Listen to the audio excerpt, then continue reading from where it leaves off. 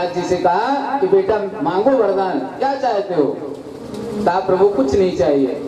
कहा हमारी खुशी के लिए मांग लीजिए। तो प्रहलाद जी ने कहा प्रभु फिर यही वरदान दीजिए कि मेरे मन में कुछ मांगने की इच्छा ही न हो, इच्छा ही उत्पन्न न हो।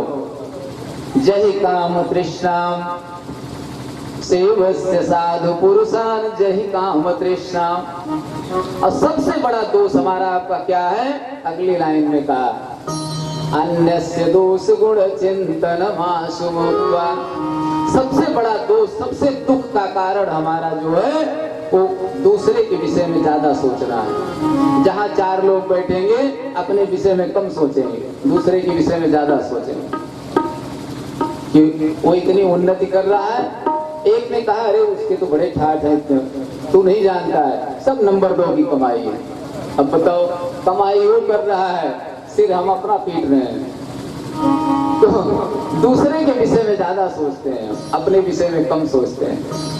अन्यस्य दोष गुण चिंतन मास। और सचमुच में देखिए, जीवन में अनुभव करके देखिए, स्मरण करके देखिए, कितनी बार ऐसे दुख हमको बिना अनायास ही मिला होगा कि दूसरे से हमने तीसरे की चर्चा करी और उसने जाकर के उससे लेस दिया और आकर के हमको 4 बात सुनने को मिली। और जब तक स्मरण बना रहा तब तक वो बात हमको सालती रही। इसलिए कहा अन्यस्य दोष गुण चिंतन मासु मुक्ता।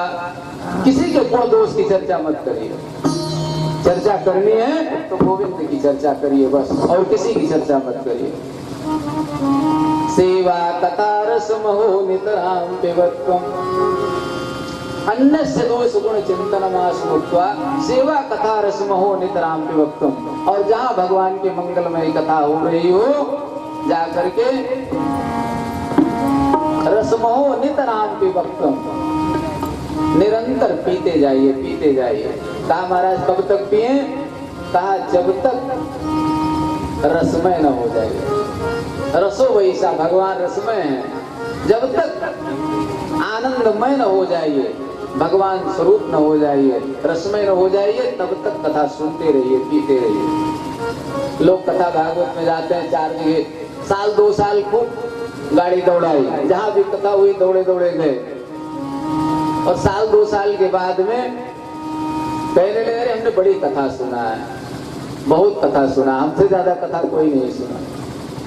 तो समझ लो उसने कुछ भी नहीं सुना, केवल समय बर्बाद किया है बस। जो कथा सुन लेगा कहने की शक्ति ही नहीं रहेगी, सोच ही नहीं पाएगा कहने के लिए, वो तो फिर भगवान में ही मस्त हो जाएगा। ये तो अहंकार है हमारा कि हमने बहुत कथा सुना है।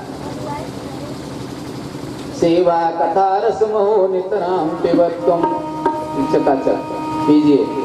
सुंदर उपदेश गोकर्ण जी ने आत्मदेव पंडित जी को दिया और कहा पिताजी चले जाइए श्री धाम वृंदावन और जाकर के भागवत के 10वें स्कंद का पाठ करिए, बस कल्याण हो जाएगा और कुछ करने की जरूरत नहीं है, सब उसी से कल्याण हो जाएगा।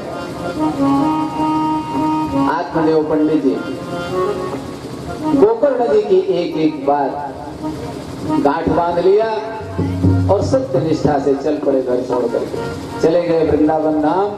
भागवत के 10वें स्कंद का पाठ करने लगे, जो कुछ भगवत इच्छा से मिल जाए प्रसाद पा लेते थे। धीरे धीरे इस शरीर को भगवान के चरणों में समर्पित कर दिया। बोलो भक्तवत्सल भगवान की। अब घर में बचे 2 लोग, धुंधुली और गोकर्ण और धुंधकारी। धुंधकारी तो दुष्ट ही था, सब धुंधकारी से ही परेशान थे। तो शेष बचे 2, गोकर्ण और धुंधुली। जब पिताजी चले गए तो धुंधकारी पिताजी को मार मार के पैसे लेने लगा। बताओ कहाँ रखा? पिताजी जाते समय गुजारा के लिए दे गए होंगे, कहाँ रखी हो? माँ ने चरणों में गिर करके पुत्र से क्षमा विनती किया। कहा बेटा सब तो तू पहले ही बर्बाद कर दिया, कुछ बचाया ही नहीं था, तो हमको क्या दे के जाते? कुछ नहीं है मेरे पास। तो चूल्हे में अंगारे जल रहे थे, दौड़ा दौड़ा गया और अंगारे भर ले आया जलते हुए। कहा जल्दी बता कहाँ रखी है, नहीं तो अंगारे भर के मारूंगा। महाराज ऐसे भी पुत्र हुए हैं कल्पना करिए, लोग थोड़ा सा दुख पड़ता है, बेटा गाली दे देता है तो परेशान हो जाते हैं, रोने लगते हैं। ऐसे भी बेटे हुए हैं कि अंगारा भर के ले आया। ये सब कथाएं इसीलिए रखी गई हैं कि हमारे आपके ऊपर आपत्ति विपत्ति आए तो धैर्य धारण करें। उस कथा से सबक सीखें कि सब ठाकुर जी की इच्छा से होता है। हमसे ज्यादा लोग कष्ट उठाए, हमको धैर्य धारण करना चाहिए, अपने धर्म से विचलित नहीं होना चाहिए, धर्म कर्म पर रहना चाहिए। अंगारे भर ले आया, माँ ने हाथ जोड़ करके विनती करके किसी तरह जान बचाई, लेकिन सोचा कि रोज रोज ऐसे प्रताड़ित करेगा, इससे अच्छा मर जाना ही अच्छा है। तो एक दिन अंधेरे अर्धरात्रि में अंध कुआं में जाकर के गिर करके प्राण त्याग दिया, शरीर छोड़ दिया। अब बच्चे गोकर्ण जी सोचने लगे कि लड़ने वाले को कोई चाहिए, लड़ने वाला तो सब तो चले गए, अब मैं अकेला बचा हूं, तो ये मुझको परेशान करेगा। खल माने जो खाए और लड़े, दो ही काम जिसके पास है वो खल। और ज्यादा अच्छा समझे तो जिसका खाए उसी से लड़े, वो खल। तो गोकर्ण जी ने सोचा कि अब हमको परेशान करेगा, तो गोकर्ण जी तीर्थ यात्रा में चले गए कि लड़ाई झगड़ा अच्छी बात नहीं है, हम खुद ही चले जाते हैं अपना कल्याण करने के लिए। चल दिए तीर्थ यात्रा में। तीर्थ यात्रा करते करते गया जी में गए।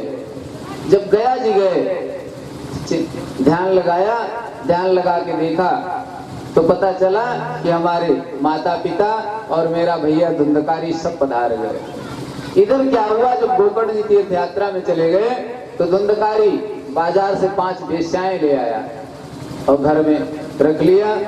उन्हीं के लिए चोरी डकैती और करने लगा, खूब लूटपाट करने लगा, उनको संतुष्ट करने के लिए। एक दिन ढेर सारा रुपया पैसा धन सोने चांदी लूट करके ले आया। 5 वेश्याएं जब सोना चांदी रुपया पैसा इतना देखा तो आश्चर्यचकित रह गई और डर लगने लगा कि ये इतना लूटपाट करके ले आता है, एक न एक दिन जरूर पकड़ा जाएगा, और जब इससे पूछताछ होगी तो हम सब का नाम जरूर लेगा, तो जेल की हवा भी खानी पड़ेगी हम सबको। इसलिए अब ज्यादा आवश्यकता नहीं, जितना हमको आवश्यकता थी उतना मिल गया, अब इसको किनारे लगाओ और चलो यहाँ से। तो 5 वेश्याओं ने मदिरा पान करा के शराब पिला करके धुंधकारी को सुला दिया और रस्सी से उसी चारपाई में बांध दिया और डंडा लेकर के जुट गई, पीटने लगे। तो जोर जोर से चिल्लाया, बचाओ बचाओ। तो उनमें से एक दौड़ के गई, अंगारे से चूल्हे से अंगारे भर ले आई और मुंह में ठोस ठोस करके भर दिया। सुखदेव बाबा कहते हैं, परीक्षित तप्तांगार समूहंच तन्मुखे ही विदुक्षुपुः अग्निज्वालाति दुःखेन व्याकुलो निधनं गतः। जलते हुए अंगारे मुंह में ठूस करके भर दिया और उन अंगारों से तड़प तड़प करके, अंगारों के ताप से तड़प तड़प करके धुंधकारी मर गया। 5 वेश्याओं ने वहीं पर चारपाई के नीचे गड्ढा खोद करके आंगन में और वहीं गाड़ दिया उसको, और गाड़ करके सब सामान लेके चले गए। सूत जी सौनकादि ऋषियों से कहते हैं कि ऋषियों, देख लिया ना, ऐसी औरतों के ऊपर कभी भरोसा नहीं करना चाहिए। इनकी जवान पर तो अमृत होता है और हृदय छुरे की धार के समान होता है। सुधामयम वचो यासाम कामिनाम रसवर्धनम हृदयम क्षुरधाराभम प्रिया को नाम योषिताम। इसलिए इनको दूर से ही प्रणाम कर लेना चाहिए। भगवान रक्षा करें ऐसे। ये 5 वेश्याएं कौन है? हमारी 5 ज्ञानेंद्रियां हैं। आंख, नाक, कान, जीवा, ये सब अगर इनको हम स्वतंत्र छोड़ देंगे, इनके वशीभूत हो जाएंगे, तो ये जो रथ मिला हुआ है, 5 ज्ञानेंद्रियां, 5 कर्मेंद्रियां और 1 मन, अगर इनको स्वतंत्र छोड़ दिया तो ये दशरथ जो है एक दिन गड्ढे में गिरेगा और इसकी दुर्गति हो जाएगी। इसलिए सावधान रहे हमेशा। 5 वेश्याएं चली गई, धुंधकारी का प्राणांत हो गया। जब गोकर्ण जी गया में गए, ध्यान लगा के देखा तो सब समझ गए कि हमारे माता पिता पधार गए, हमारा भैया धुंधकारी भी पधार गया। तो गया में जाकर पिंडदान किया और विधिवत पिंडदान करके, श्राद्ध करके घर आए। जैसी परंपरा है समाज की कि घर आकर के कुछ हवन आदि करके ब्राह्मण भोजन कराते हैं। तो गोकर्ण जी लौट करके आए घर में कि चल करके कुछ ब्राह्मण भोजन आदि करा दें।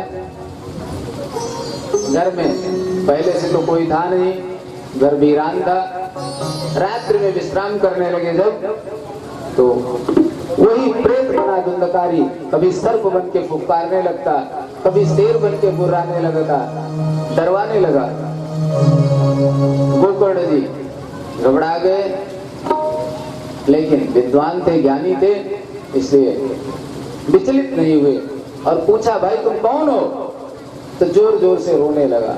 जब रोने लगा तो हाथ में जल लिया और मंत्र पढ़ करके जब जल ऊपर फूका तो तुरंत बोल पड़ा, ये हम भ्राता तुदीयोस्मि धुंधकारीति नामतः स्वकीनैव दोषेण ब्रह्मत्वं नासितं मया।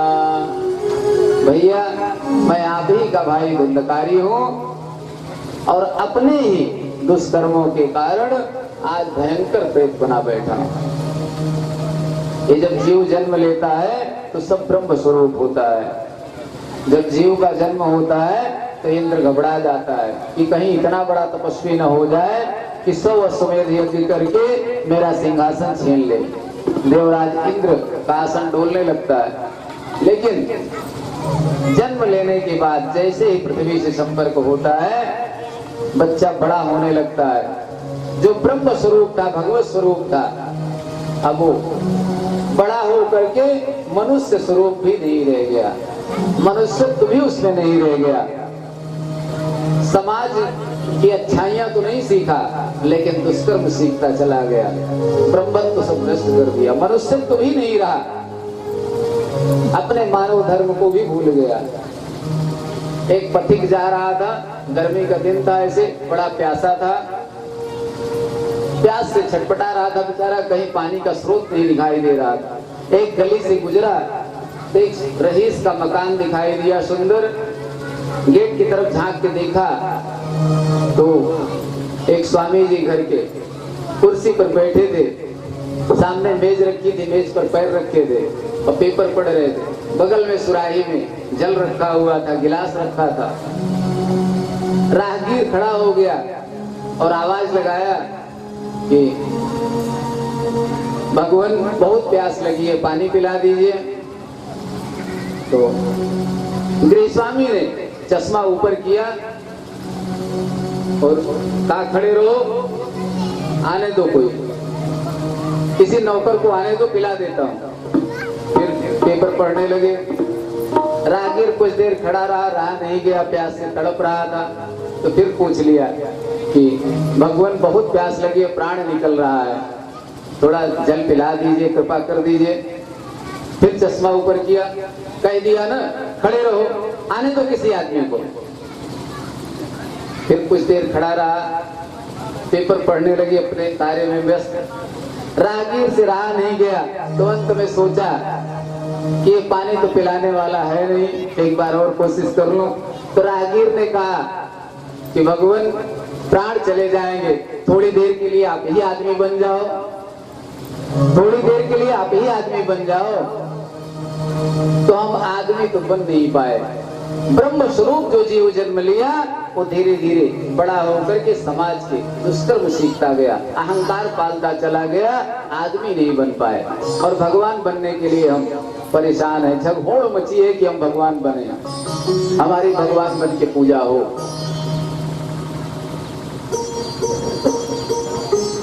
धुंधकारी बोल पड़ा, अहम भ्राता तुदीयोस्मि, भैया मैं आप ही का भाई धुंधकारी हूँ और अपने कर्मों के कारण आज भयंकर प्रेत बना बैठा हूँ और मुझे इस प्रेत पीड़ा से मुक्ति दिला दो, मुझे बड़ा कष्ट हो रहा है।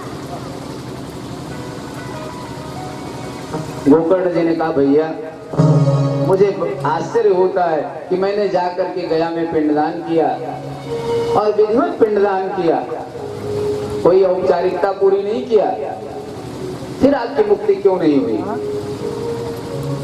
धुंधकारी ने कहा भैया सच कहूं तो गया श्राद्ध सतेनापि मुक्तिर्मे न भविष्यति, भैया गया में 1-2 नहीं 100 श्राद्ध करो तब भी मेरी मुक्ति होने वाली नहीं है।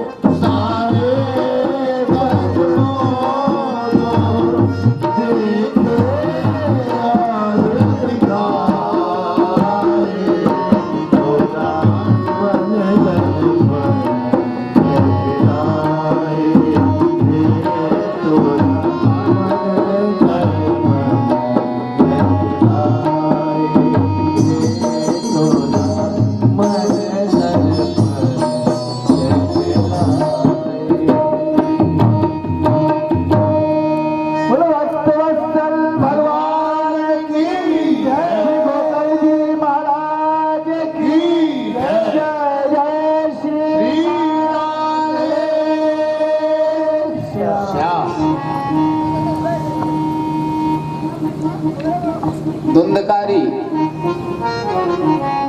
कथा श्रवण करने के लिए ऋषि मुनि सब दौड़ पड़े। सुंदर सत्संग प्रारंभ हो गया। सूत जी कहते हैं सौनकादि ऋषियों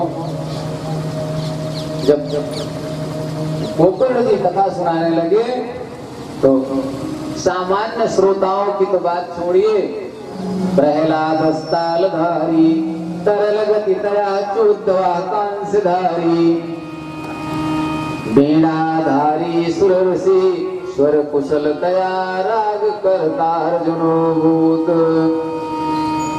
इंद्रो वादी मृदंगम जय जय शुकरा कीर्तने ते कुमारा यत्राग्ये भाववक्ता सरस रचनया व्यास पुत्रो बभूव। सूत जी कहते हैं साधारण श्रोताओं की तो बात छोड़िए, जब कथा सुनाने लगे गोकर्ण जी।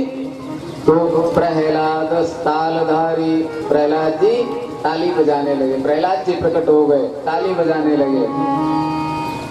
और उद्धव जी मजीरा बजाने लगे, प्रकट हो गए सब। अर्जुन राग करता अर्जुनो भूत। अर्जुन तो बड़े भारी संगीतज्ञ थे, बृहन्नला बने थे, तो संगीत की शिक्षा उत्तरा को दे रहे थे, पहले से संगीतज्ञ थे।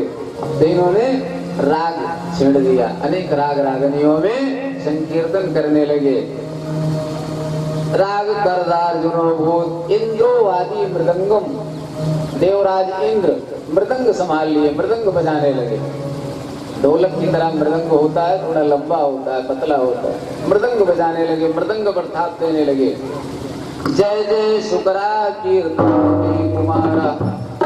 और ये जो चारों सनत कुमार थे, सनत सनंदन सनत कुमार, ये सब जय जयकार जय घोष बीच बीच में करने लगे। जय हो जय हो, जय जयकार करने लगे।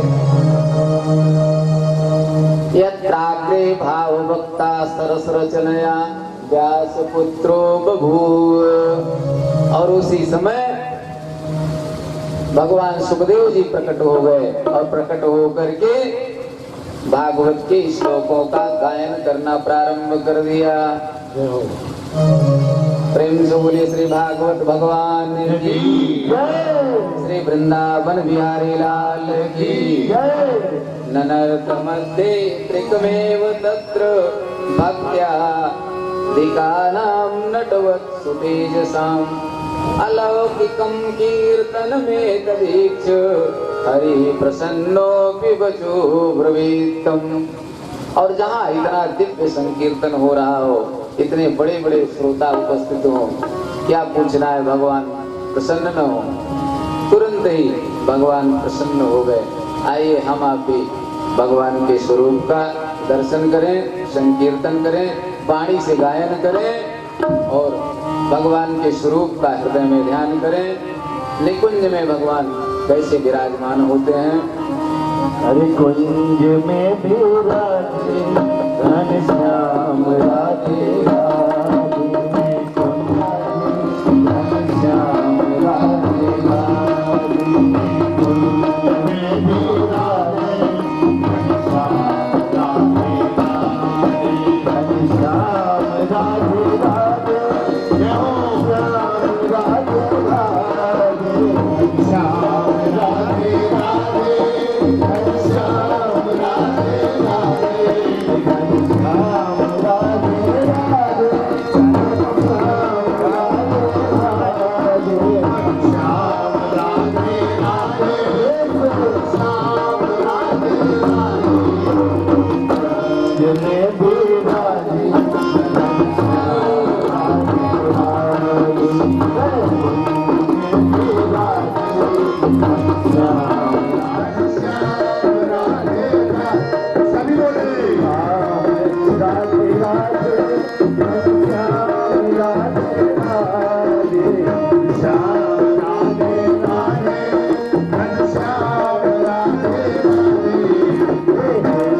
में विराजे